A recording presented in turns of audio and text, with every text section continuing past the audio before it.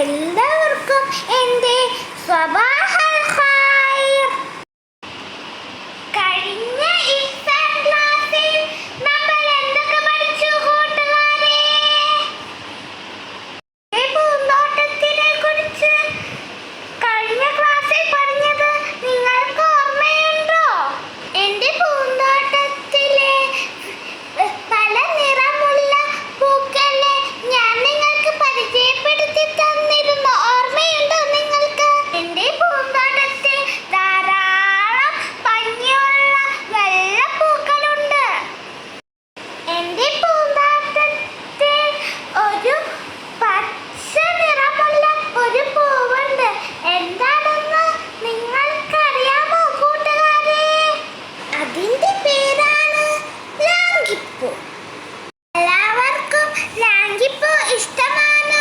നല്ല മണമാണ് അതിന്.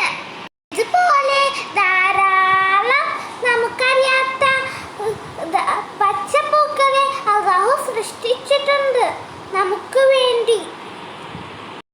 അതുപോലെ പല നിറത്തിലുമുള്ള പൂക്കളെ അല്ലാഹു സൃഷ്ടിച്ചിട്ടുണ്ട്. എന്തൊക്കെയാണെന്ന് നിങ്ങൾക്ക് കാണണ്ടേ? ചിലത് രാത്രിക്ക് വിരിയുന്നതും ചിലത് രാവിലെ വിരിയുന്നതുമുണ്ട്. ഈ പൂക്കളെല്ലാം സൃഷ്ടിച്ചത് അല്ലാഹു ആണെന്ന് നിങ്ങൾക്കറിയില്ലേ? നിങ്ങളൊക്കെ തന്നെ എങ്ങനെയാ അല്ലാഹുവിനോട് നന്ദി കാണിക്കുക?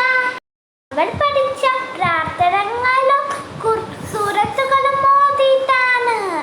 അവരും അതുപോലെ ചെയ്യില്ലേ? എല്ലാവരും നിർബന്ധമായി